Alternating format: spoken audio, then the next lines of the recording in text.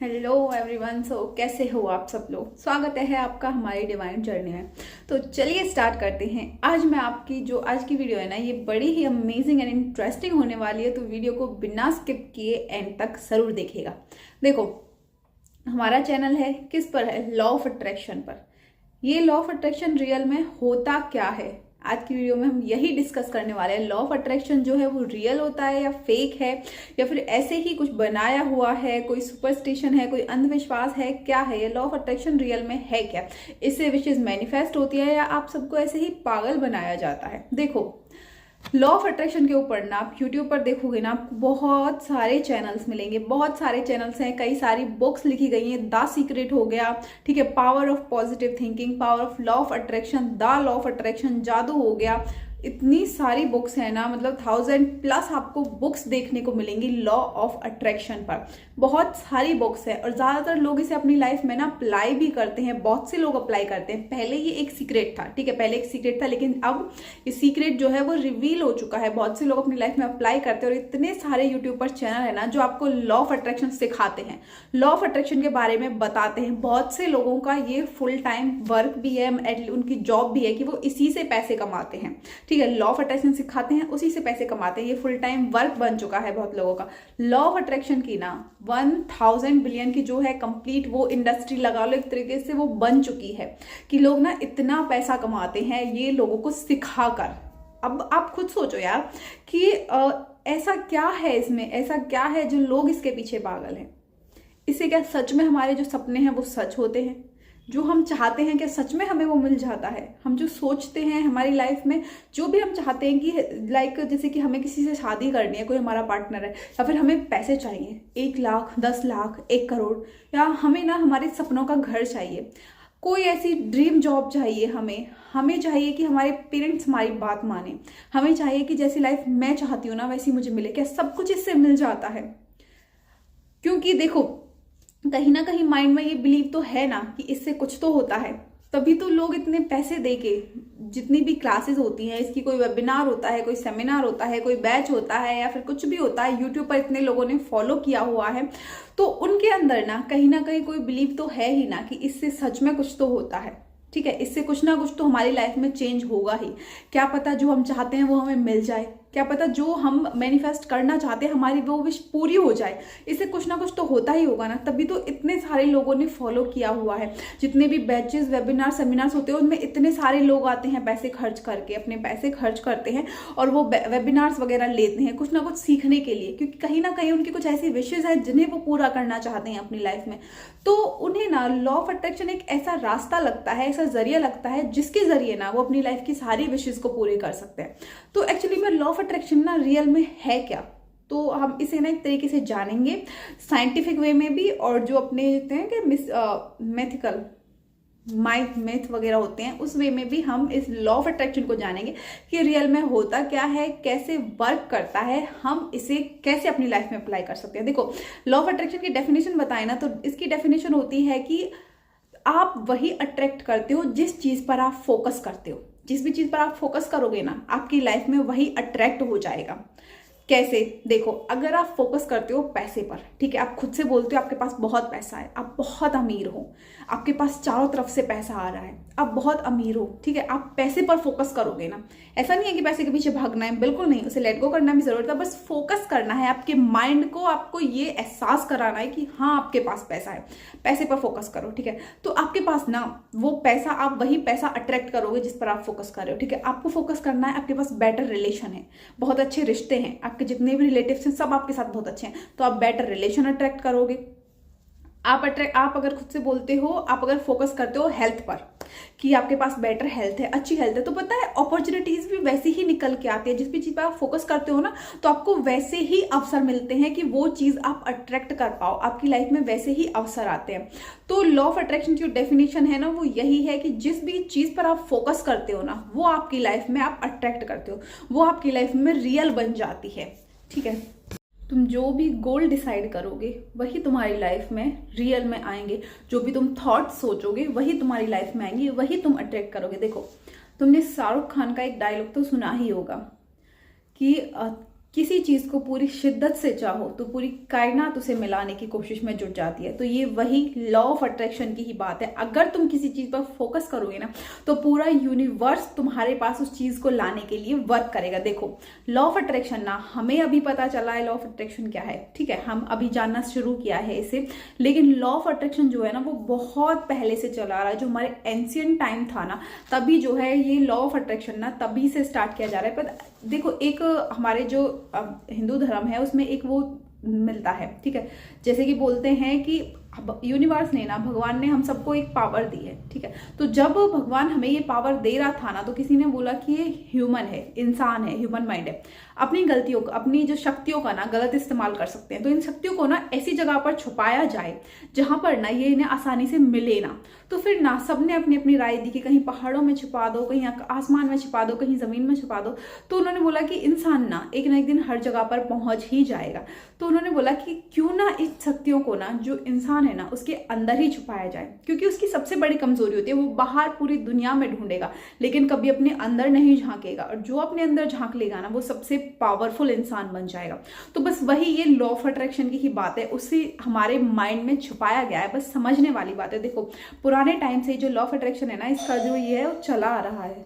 जैसे कि जो बुद्धिज्म थे, मतलब बुद्ध के अनुयायी थे, बुद्धिस्ट थे, वो जो ये माइंड है ना हमारा, इसे एक पावरफुल टूल मानते थे।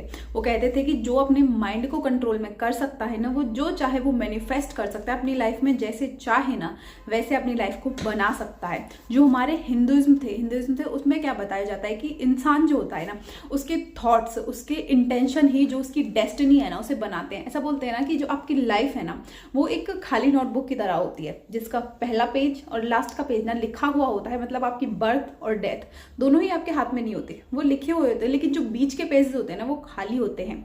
अब मतलब जो आपकी किस्मत, आपकी डेस्टिनी होती है ना वो खाली होती है, उसे आप खुद बनाते हो अपनी इंटेंशन, अपनी थॉट के जरिए।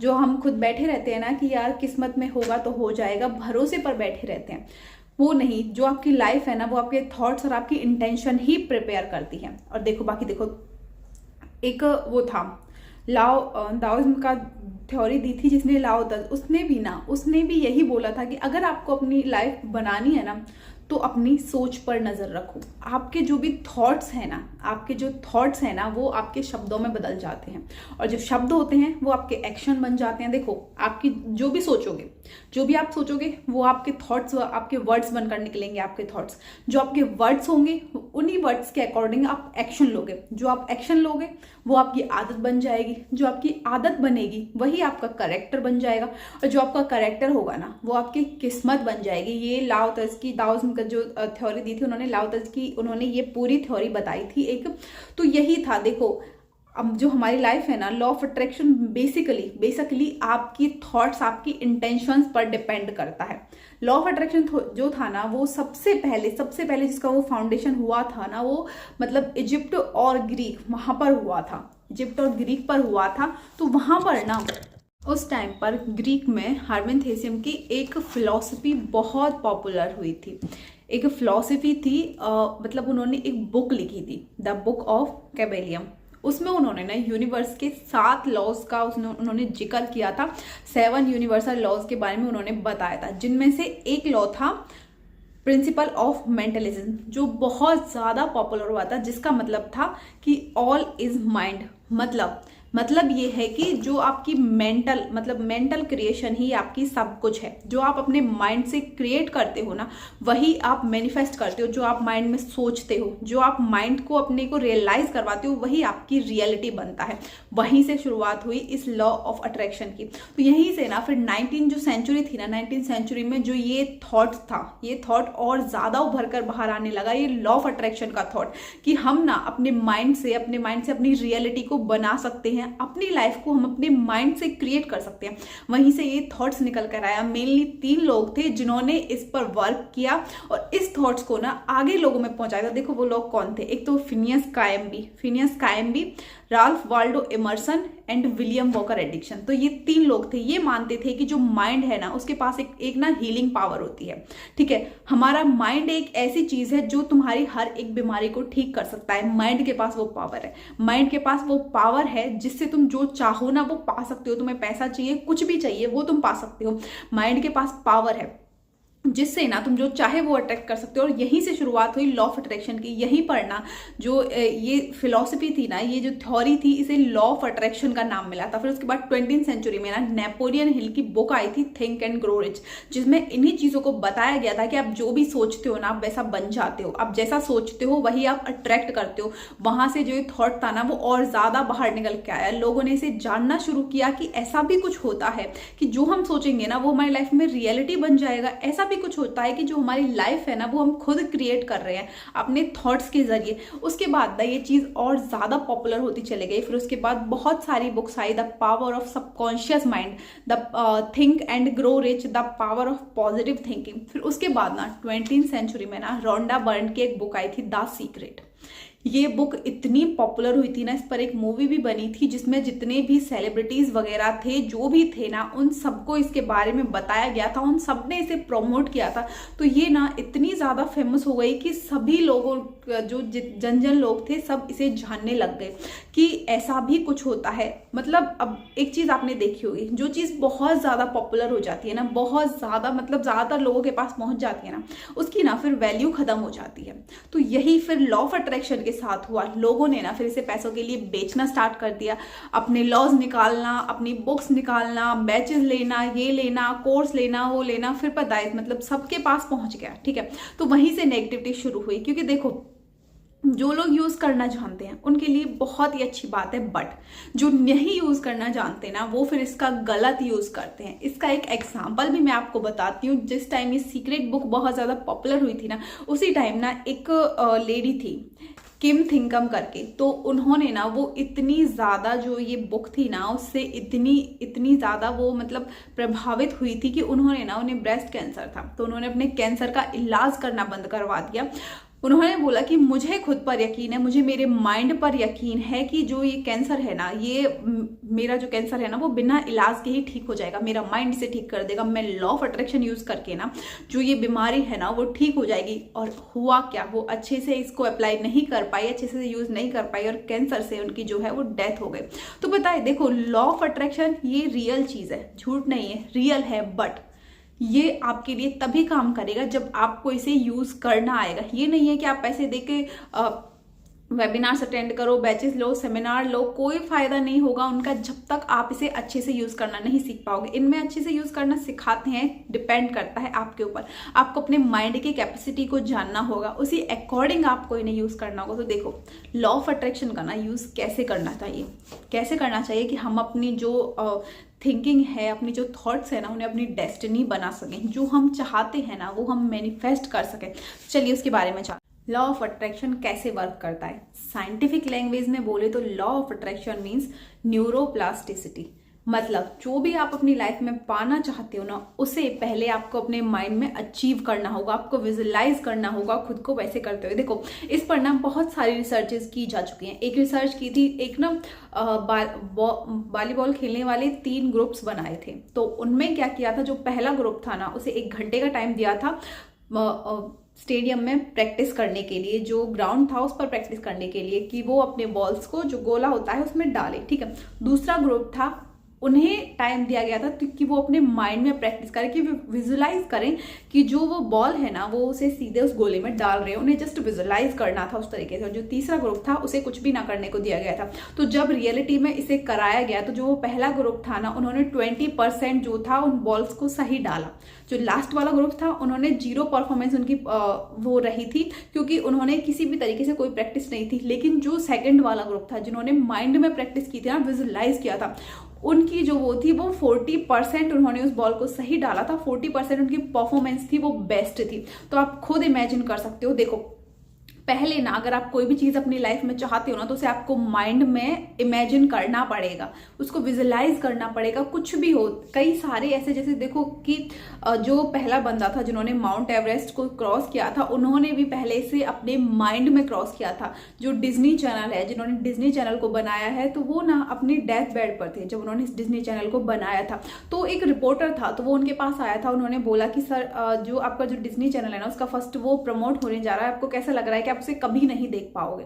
तो उसने बोला कि अगर मैं उसे कभी नहीं देख पाया होता ना तो शायद मैंने उसे कभी बनाया ही नहीं होता। डिज्नी चैनल का आप जो वो एक महल सा बना हुआ देखते हो ना, जब भी कोई कार्टून देखते हो तो उसमें स्टार्टिंग में वो महल सा बना हुआ आता है, तो वो कहता है कि अगर मैंने इसे कभी ना देखा होता ना तो शायद मैंने इसे कभी बनाया भी ना होता, क्योंकि उन्होंने ना इसे पहले अपने माइंड में देखा था, अपने माइंड में बनाया था।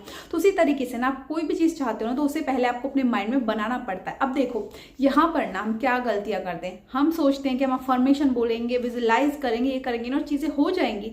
नहीं, law of attraction plus law of action, action जरूरी है।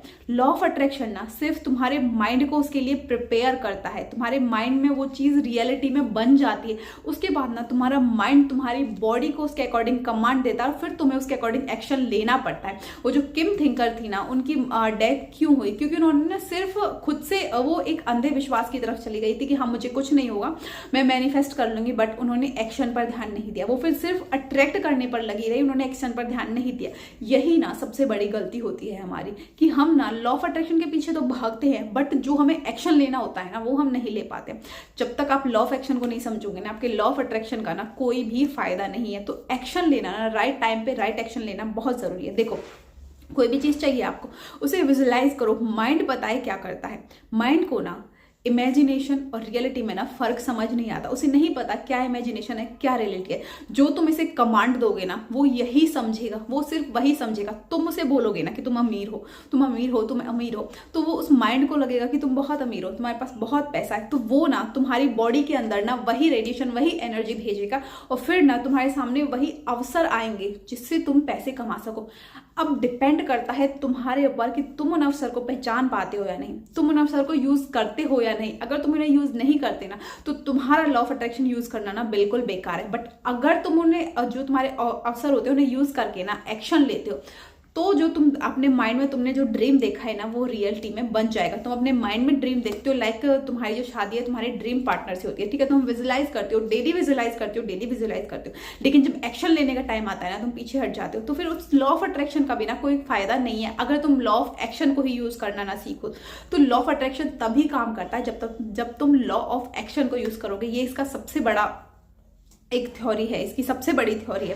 तो लॉ ऑफ अट्रैक्शन को यूज करने के लिए ना लॉ ऑफ एक्शन यूज करना बहुत ज्यादा जरूरी है। सिंपल सा साइंटिफिक लैंग्वेज में बोलें तो एक न्यूरोप्लास्टिसिटी है, जिसे यूज करके जो बिल गेट्स है जिन्होंने अपना इतना बड़ा एम्पायर खड़ा किया है, जिसे यूज करके सचिन तेंदुलकर ने अपनी फर्स्ट सेंचुरी मारी थी, जिसे यूज करके जो हम डिज्नी देखते हैं ना वो बना था। वो सबसे पहले ना उन लोगों के यहाँ पर उन्होंने इसे अचीव किया था, माइंड में उन चीजों को अचीव किया था सबसे पहले उन्हें, कि जो भी उन्हें चाहिए था ना वो डेली उस चीज को अफर्मेशन में बोलते थे कि मेरे पास ये है, मैं ये अचीव कर चुका हूँ, मेरे पास ये है, मैं ये बन सकता हूँ, ठीक है।